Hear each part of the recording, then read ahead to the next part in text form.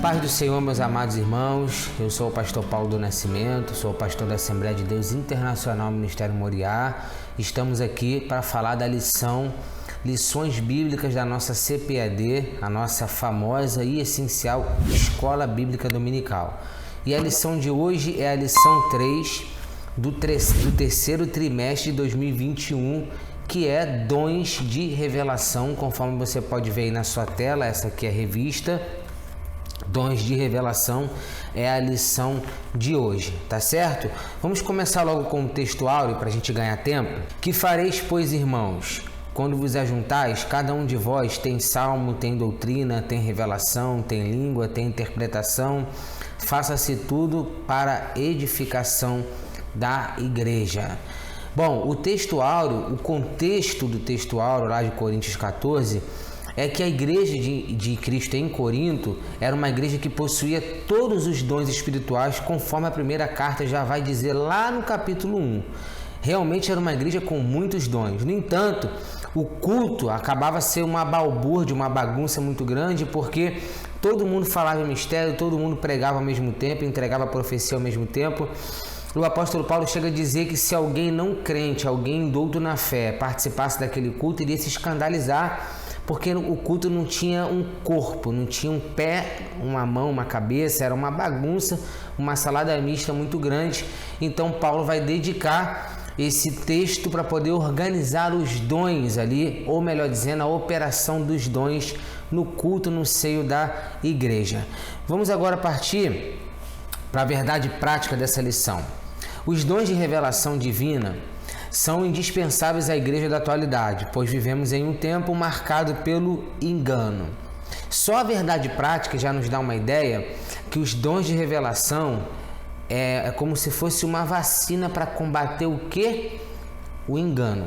Sabemos que nós não somos oniscientes como Deus é. Nós não conseguimos olhar o coração como Deus vê o coração, assim como ele falou para o profeta Samuel. O homem olha a aparência, eu, porém, o Senhor olha o coração.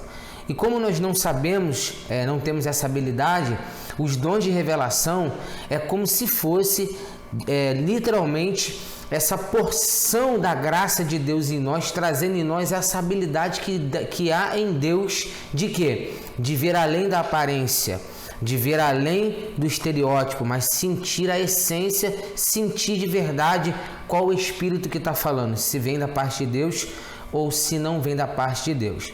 Então, a verdade prática já vai nos dizer, nos dá todo o norte da lição, que o dom de revelação tem um grande propósito, que é proteger a igreja do engano, proteger o seio da igreja, a saúde da igreja do engano, tá certo?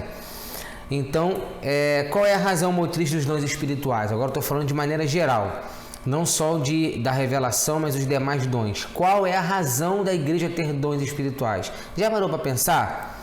Para que nós temos esses dons? Já parou para pensar qual é a razão? A razão é essa aqui, ó. Os dons são concedidos à igreja a fim de que ela seja edificada. Então, todo e qualquer dom espiritual, a força motriz, a razão motriz dele é para a edificação do corpo da igreja. Isto é, o dom não é algo singular, particular. Eu tenho para me edificar, eu tenho para poder eu sobreviver. Não, todo e qualquer dom é para a edificação da igreja. O dom, ele tem que ser manifestado no sentido coletivo para a edificação da igreja. Isso aqui é muito importante, porque muitas pessoas pensam que o dom é para serviço próprio, é um fim em si mesmo, e não é. Quem canta, por exemplo, canta para si, canta para edificar a igreja. Quem prega, prega para si, prega para edificar a igreja. E assim segue todos os demais dons, é para a edificação da igreja. Avançando, a introdução vai nos dizer assim da nossa lição. O teólogo pentecostal Stanley Orton afirma que a maioria dos seus estudiosos classificam os dons de 1 Coríntios 12, do 8 ao 10, em 3 categorias: revelação, poder e expressão, ou locução, tá bom? tendo 3 dons em cada categoria. Na lição desta semana estudaremos a respeito dos dons da primeira categoria, os de revelação. Estes são concedidos aos servos de Deus para o aconselhamento e orientação da sua igreja. Stanley Horton vai dizer: a maioria dos estudiosos afirmam que os dons espirituais de Coríntios 12, eles são divididos em 3 categorias, tendo 3 dons em cada categoria, totalizando 9 dons. 9 dons ali em 1 Coríntios 12. As categorias são essas que eu coloquei na sua tela aí. A classificação geral dos dons. Dons de revelação é a palavra da sabedoria, palavra de conhecimento e discernimento do Espírito, que nós vamos estudar hoje. Dons de poder, fé, dom de curar e operação de milagres, que são coisas diferentes. Dons de elocução, profecia, variedade de línguas e interpretação de línguas. Bom, o objetivo geral que a nossa lição vai trazer é expor os dons que fazem parte da categoria dos dons de revelação. Então, para a gente poder avançar, hoje nós vamos falar apenas da primeira coluna que você viu aí, que são os dons de revelação. Alguma pergunta? Calma, que ao longo da lição tenho certeza que vai ser respondida, tá bom?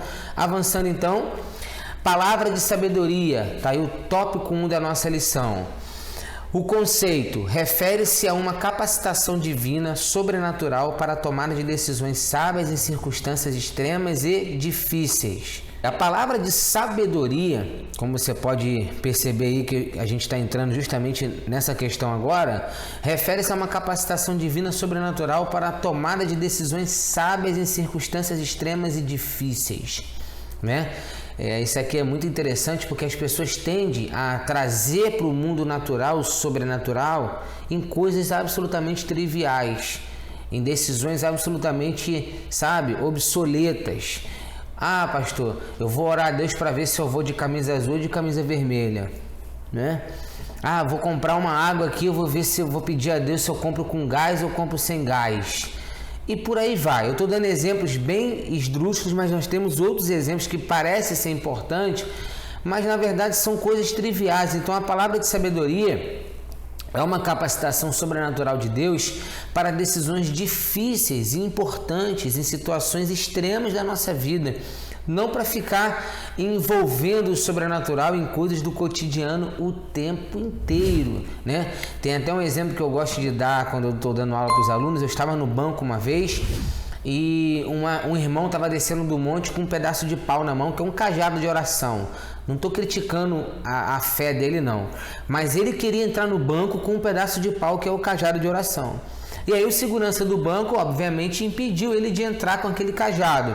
E aí foi uma confusão, porque o varão disse que aquele cajado era isso, era aquilo, era cajado de oração, que bandido entrava armado, que não segurava. Resumindo a história, foi uma confusão e ele não entrou, mesmo estando ali com, o cajado de oração ali cheio do poder.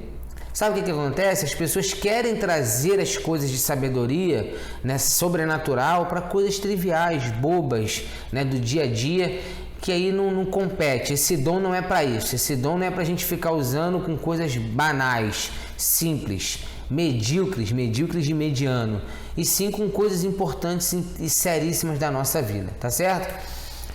Existe uma diferença, como você pode ver que eu coloquei, de sabedoria e de inteligência.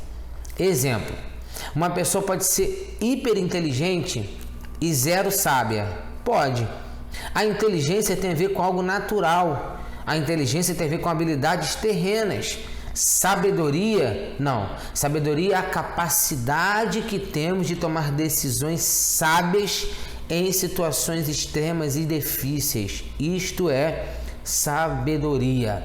Então a gente confunde inteligência com sabedoria. Existem pessoas que não têm lá essa inteligência, normal, mas são muito sábias no dia a dia. Por quê? Porque sabedoria e inteligência são coisas bem distintas. Vamos a alguns exemplos de palavra de sabedoria, como você pode ver na sua tela aí.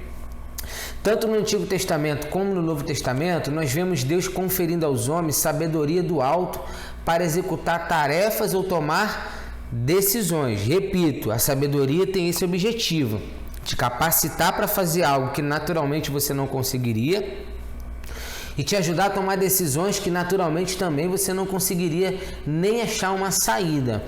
Isto é o dom de sabedoria, tá certo? Para a gente avançar aí, vou dar 2 exemplos de sabedoria no Antigo Testamento. José, em Gênesis 41, do 14 a 41, nós vamos ver ali, esse personagem bíblico José tinha esse dom de sabedoria para discernir sonhos. Por exemplo, no contexto, o faraó teve um sonho que algumas vacas vão engolir outras vacas, sendo que umas eram magras e outras eram gordas.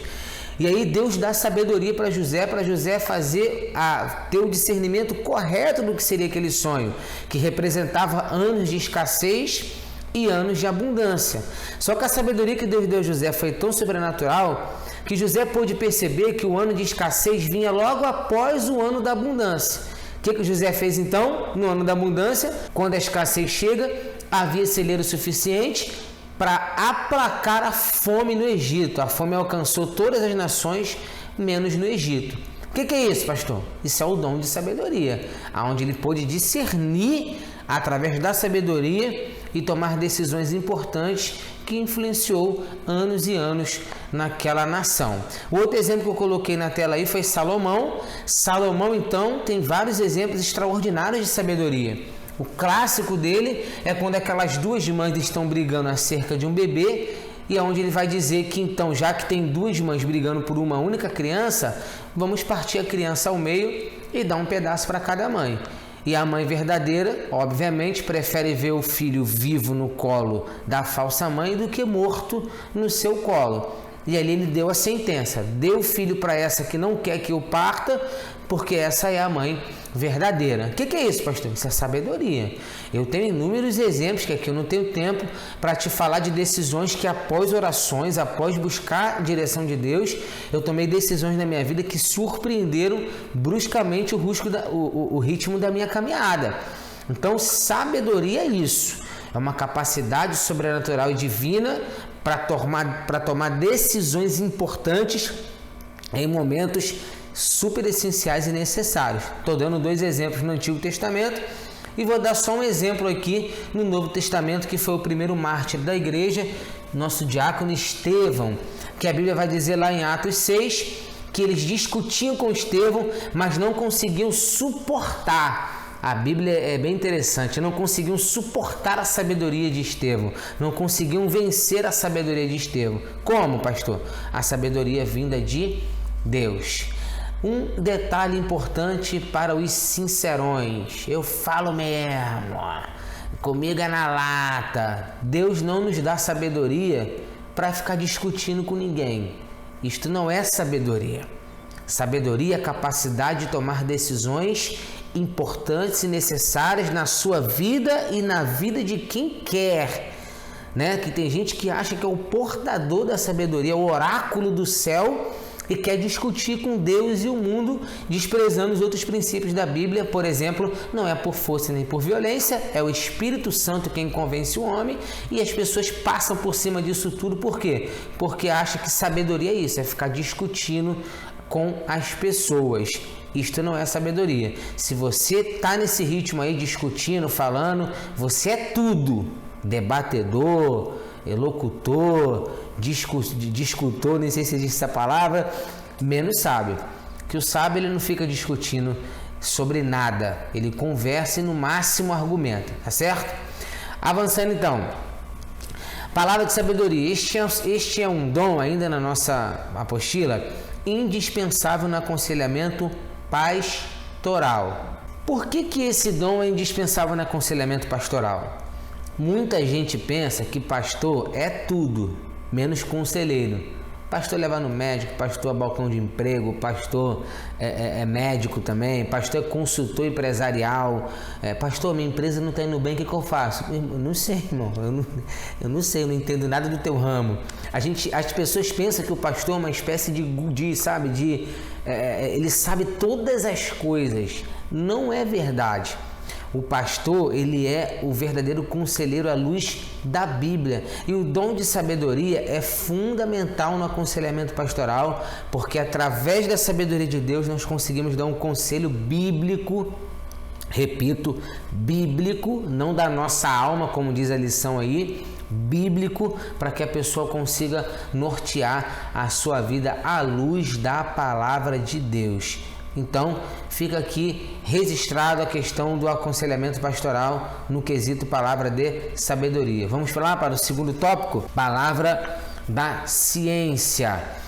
Conceito: é o fruto do resultado, ou melhor dizendo, é o resultado, que vai dar no mesmo, da iluminação do Espírito acerca das verdades, das revelações e dos mistérios de Deus. Isso aqui é interessante porque a revelação de Deus já nos foi dada, que é a palavra. E o que nos falta então? A iluminação. Vamos dar um exemplo aqui rapidinho. Vamos supor que aqui fique tudo escuro. Ficou tudo escuro agora, você não está vendo nada, você só está me ouvindo. Só que você sabe que aqui tem uma cadeira, tem um computador, tem uma revista e você precisa pegar. O que você faz? Ou você acende a luz do celular, ou acende a luz. Você precisa jogar luz, acender a luz para poder ver as coisas. Tem um jargão no direito que diz assim: lançar luz aos fatos, Os fatos estão meio obscuros e você vai lançando luz aos fatos com as respectivas provas.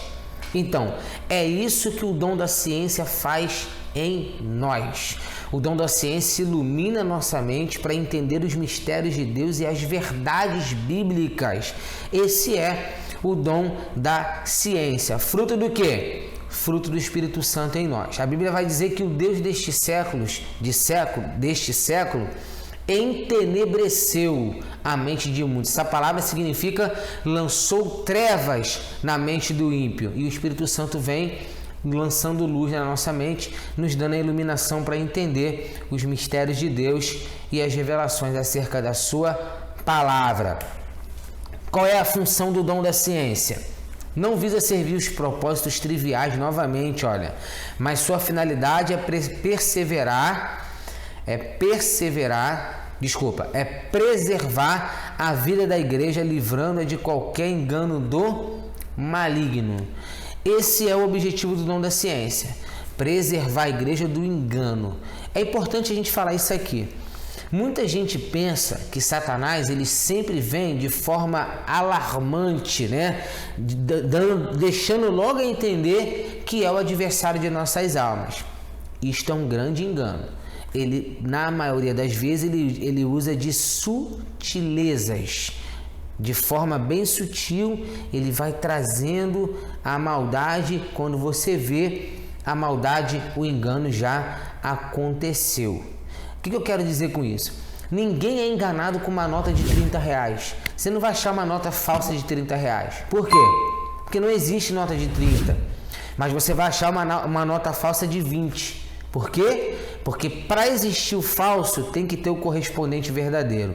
É isso que Satanás faz. Ele se utiliza do correspondente verdadeiro para fazer uma mistura. Foi assim que ele fez com Jesus, Com Jesus ele usava a Bíblia para tentar convencer Jesus a cometer um ato de pecado e perder ali a sua santificação, Está escrito que dará ordem aos seus anjos a seu respeito. Se joga daqui, olha só.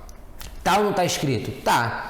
É uma verdade ou não é? É, mas parte de uma verdade, no meio do caminho mistura-se numa mentira, e aí no final aquilo que é misturado não é verdadeiro, não é original. Então o dom da ciência, da palavra da ciência, traz isso para nós, Quem tem esse dom principalmente ensina a igreja e os ensinamentos malignos, o engano de Satanás vai caindo por terra por intermédio do dom da palavra de ciência, tá certo? Avançando, trouxe 2 exemplos no Antigo Testamento aqui, o profeta Eliseu, depois você lê com calma, e o profeta Daniel, onde eles vão trazer um conhecimento acerca de uma artimanha que Satanás estava preparando. Eu quero avançar aqui, depois você com calma lê essas referências, tá bom? Palavra da ciência no Novo Testamento. O apóstolo Pedro, por exemplo, lá em Atos capítulo 5, você vê que Deus nos capacita com a palavra da ciência para que o engano de Satanás caia por terra e a verdade do Senhor prevaleça. Tá certo assim? O dom da palavra da ciência não é adivinhação, mas conhecimento concedido sobrenaturalmente da parte de Deus. não é ficar adivinhando, né? Mas é um dom sobrenatural concedido da parte de Deus para poder entender de fato e de verdade os enganos do maligno. Eu gostei que na lição, mais na frente vai falar da questão da origem das coisas. Qual espírito está vindo isso? Se é da parte de Deus ou se não é. A gente vai falar daqui a pouco sobre isso. Duas observações que eu quero trazer. A primeira, o dom não é uma permissão para julgar a vida dos outros. Deus me deu o dom, então eu vou sair por aí apontando a vida das pessoas. Isso não é verdade, o dom não é para isso. Lembra que é para a edificação e não para o julgamento? E uma outra observação, o dom não é uma promoção individual. Eu quero muito esse dom, só assim as pessoas vão me notar. Não, o dom não é uma promoção individual. O dom é para a edificação coletiva da igreja, tá bom? Avançando então, terceiro e último tópico, discernimento dos espíritos. O conceito: esse dom é dado por Deus ao crente para discernir a origem e a natureza das manifestações espirituais. Nem toda manifestação espiritual é de Deus. E esse dom vai nos ensinar isso, a discernir os espíritos, se é de Deus ou se não é de Deus. Tá certo? Vamos avançar aí. Diacrises é uma palavra grega que significa julgar através de, distinguir. Ela denota o sentido de se penetrar na superfície, descobrindo a verdadeira motivação, a fim de nos proteger dos ataques de Satanás. Esse dom, ele nos dá o poder e a capacidade divina, né? Depois você lê na tua lição que tem uns exemplos bem bacanas, para poder entender se é Deus que está falando ou se não é Deus que está falando. Nos últimos dias, né, na atualidade, a gente tem visto que o dom de revelação está muito em alta. As pessoas adoram revelar a vida dos outros, adoram revelar as coisas. E tem gente que fica indo atrás disso o tempo inteiro, atrás de revelação o tempo inteiro. Só que é muito fácil, em muitos momentos, você enganar as pessoas em nome desse dom de revelação. É só falar o que as pessoas querem ouvir. Quer ver um exemplo? Deus está me dizendo aqui agora que tem uma grande vitória preparada para você. Olha só como tu já ficou feliz. Olha aí. Tá vendo como são as coisas? Se eu pego o microfone da igreja aqui que é lotada de gente, Deus está me dizendo aqui que tem alguém aqui com uma causa na justiça. Será que não tem ninguém com uma causa na justiça? Pastor, mas é aquelas pessoas que dão o nome, dão CPF e tudo. Eu tive o desprazer de conhecer a história de um picareta que tinha uma equipe que, ao ser convidado pela igreja X, entrava na internet, que as pessoas hoje põem a sua vida na internet, e aí essa equipe pesquisava nome de familiares, nome de marido, nome de mãe.